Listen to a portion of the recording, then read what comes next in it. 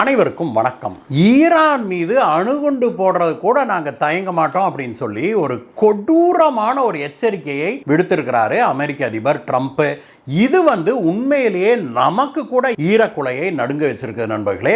அமெரிக்க அதிபர் ட்ரம்ப் அதன் விளைவுகளை புரிஞ்சுக்கிட்டு தான் பேசுறாரா, மனுஷனுக்கு புத்தி ஏதும் பேதளிச்சு போச்சா அப்படின்னு இன்றைக்கு உலக அரங்குல பலரும் இதை விமர்சிக்க ஆரம்பிச்சிருக்கிறாங்க. அமெரிக்க அதிபர் ட்ரம்ப் எதற்காக இப்படி ஒரு எச்சரிக்கையை விடுத்தாரு, ஈரான்ல இப்பொழுது என்ன சூழ்நிலை, என்ன நடக்குது, இதை பற்றி தான் இன்னைக்கு விலாவாரியாக பார்க்கலாம் நண்பர்களே. நம்ம வீடியோக்கு போறதுக்கு முன்னாடி நம்மளுடைய சேனலை சப்ஸ்கிரைப் பண்ணி எங்களுக்கு உங்களுடைய ஆதரவை தெரிவிங்க நண்பர்களே. வாங்க நண்பர்களே, வீடியோக்கு போகலாம்.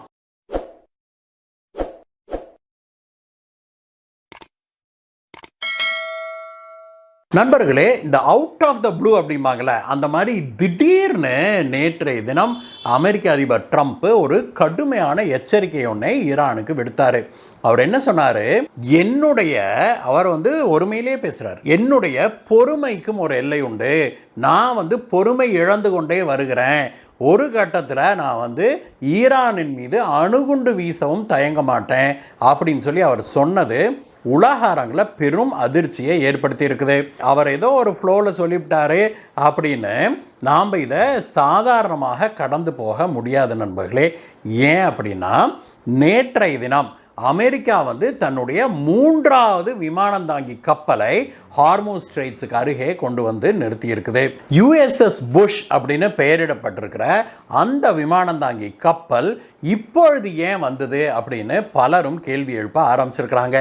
ஏன் அப்படின்னா, ஒரு பக்கம் அமெரிக்கா ஈரானுடனான தன்னுடைய போர் இப்பொழுது மெல்ல மெல்ல முடிவுக்கு வந்து கொண்டிருக்குது அப்படிங்கிற ஒரு இமேஜை உருவாக்கிக்கிட்டு இருக்குது இல்லையா. அப்படி ஒரு தோற்றத்தை ட்ரம்ப் உருவாக்கினாலுமே கூட, இன்னொரு பக்கம் ட்ரம்ப் ஈரானின் மீது கடுமையான தாக்குதல் நடத்துறதுக்கு மனுஷன் தயாராகி வர்றாரோ அப்படிங்கிற ஒரு ஐயப்பாட்டையும் கிளப்பி இருக்குது அவருடைய நடவடிக்கைகள். ஒரு பக்கம் நான் அடிக்க மாட்டேன் பேச்சுவார்த்தை நடத்தலான்னு பேசிட்டு இருக்கிற அதே மனுஷன் இன்னொரு பக்கம் ஈரானை நோக்கி தன்னுடைய விமானம் தாங்கி கப்பல் அனுப்புறாரு. ஈரானை சுற்றி இருக்கிற நாடுகளில் மத்திய கிழக்கு பகுதி முழுவதும் தன்னுடைய படை பலத்தை அதிகரிச்சுக்கிட்டே வர்றாரு. இது ஒரு கவலைக்குரிய விஷயமாக பார்க்கப்படுது. இதெல்லாம் நடக்கும்போது ஈரான் சும்மா இருக்குதா அப்படின்னா, ஈரானும் சும்மா இருக்கிற மாதிரி தெரியல. நேத்து பாத்தீங்கன்னா ஈரான் என்ன பண்ணி இருக்குது, ஹார்மூஸ் ஸ்ட்ரெய்ட்ஸை அமெரிக்கா தடை போட்டு வச்சிருக்குது இல்லையா. அதனால ஈரான் நேற்று வேற நாட்டு கப்பல்கள், 2 கப்பல்கள், அது கிரீஸுடைய கப்பல்கள் அப்படின்னு சொல்றாங்க, அந்த கிரீஸ் நாட்டுடைய 2 பெரிய கப்பல்களை, கண்டெய்னர்களை ஏற்றி கொண்டு வந்த கப்பல்களை சிறை பிடிச்சிருக்குது ஈரானு. இது சர்வதேச அரங்கில் பெரும் கொந்தளிப்பை ஏற்படுத்தி இருக்குது. ஈரானுடைய இந்த நடவடிக்கைக்கு எதிராக உலகின் பல்வேறு நாடுகளும் தங்களுடைய கடுமையான கண்டனங்களை தெரிவிச்சுக்கிட்டு இருக்கிறாங்க. இது ஒரு பக்கம் இருக்க, இன்னொரு பக்கம் ஈரான் என்ன பண்ணிட்டு இருக்குது, அந்த ஹார்மூஸ் ஸ்ட்ரெய்ட்ஸில் மீண்டும் மைன்ஸை வைக்க ஆரம்பிச்சிருக்குது. இந்த போய் டச் பண்ணால் வெடிக்கும் இல்லையா, அந்த மாதிரியான வெடிகுண்டுகளை இப்பொழுது மீண்டும் வைக்க ஆரம்பிச்சிருக்குது ஈரானு. முதல்ல கொஞ்சம் வச்சுது, அப்புறம் நடுவில் விட்டுருச்சு இல்லையா, இப்போ மீண்டும் வைக்க ஆரம்பிச்சிருக்குது. இது ஒரு பெரிய கவலைக்குரிய விஷயமாக மாறி இருக்குது. ஏன் அப்படின்னா, இந்த மைன்ஸுங்கிறது ரொம்ப கொடூரமான ஒரு விஷயம் நண்பர்களே. துப்பாக்கி எடுக்கிறோம், சுடுறோம், ஏவுகணை வீசுகிறோம், போய் உழுகுது, இதெல்லாம் கூட அப்பயே முடிஞ்சு போயிடும். ஆனால் இந்த மைன்ஸ் மட்டும் எப்படின்னா, அது அங்கேயே இருக்கும், எத்தனை வருஷம் ஆனாலும் அங்கேயே இருக்கும். அப்புறம் என்னைக்கோ ஒரு நாள் பல வருஷங்களுக்கு பிறகு ஒரு கப்பல் அதில் போச்சுன்னா, அதில் ஒரு வேலை பட்டுருச்சுன்னா உடனே அது வெடிச்சிடும். இது ரொம்ப கொடூரம்.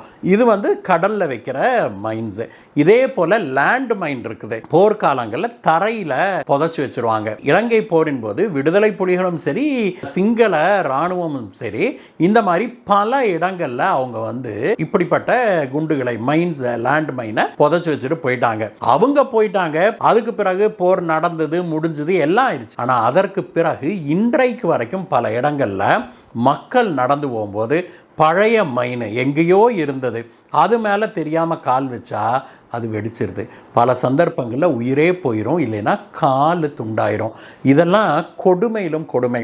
இது ஒரு நிரந்தரமான ஒரு தாக்குதலை போல இது அமைஞ்சு விடுது. இப்படிப்பட்ட மைன்களை வைக்கக்கூடாது அப்படின்னு யுனைடெட் நேஷன்ஸ்லேயே தீர்மானங்கள் இயற்றப்பட்டிருந்தாலும் கூட ஈரானு, இலங்கை போன்ற நாடுகள்லாம் இதை கண்டுகொள்றதே இல்லை அப்படிங்கிறதா உண்மை.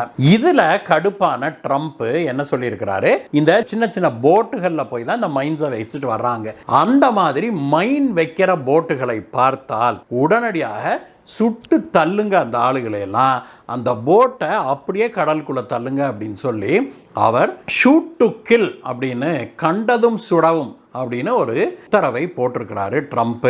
ஈரான் இந்த மாதிரியான விஷயங்களில் ஈடுபடுறது தான் அமெரிக்க அதிபர் ட்ரம்ப்பை கடுப்பாக்கி இருக்கிறாங்க.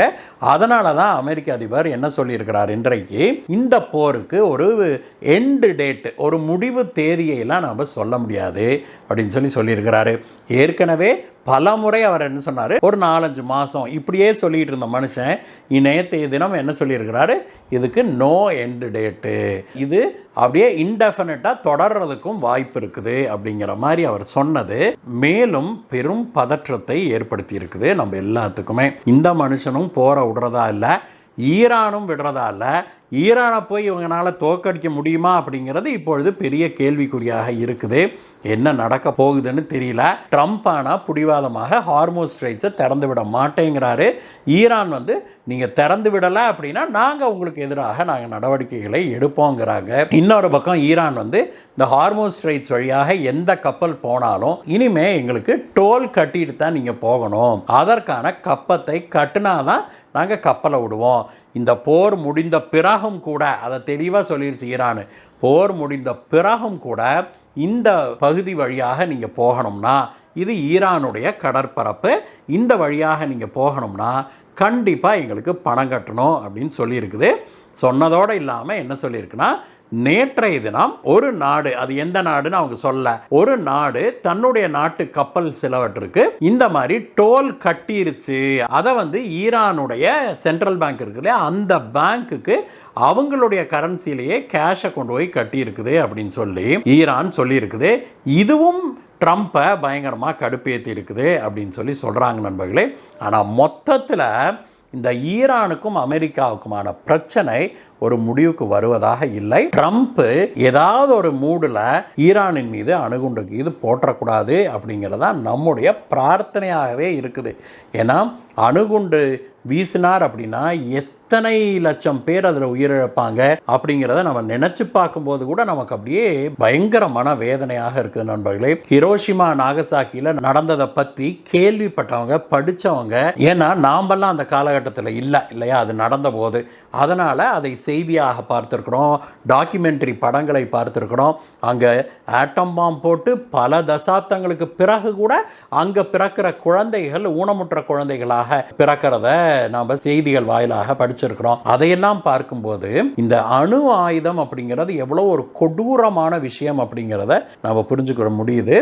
அந்த அணுகுண்டை ட்ரம்ப் ஈரானின் மீது போட்டுவிடக்கூடாது அப்படின்னு தான் நாம் எல்லாம் வல்ல சிவபெருமான வேண்டி கேட்டுக்கிறோம். இந்த வீடியோவை பற்றிய உங்களுடைய கருத்துக்களை சொல்லுங்கள் நண்பர்களே. மீண்டும் உங்களை வேற வீடியோ சந்திக்கிறேன். Guys, bye bye.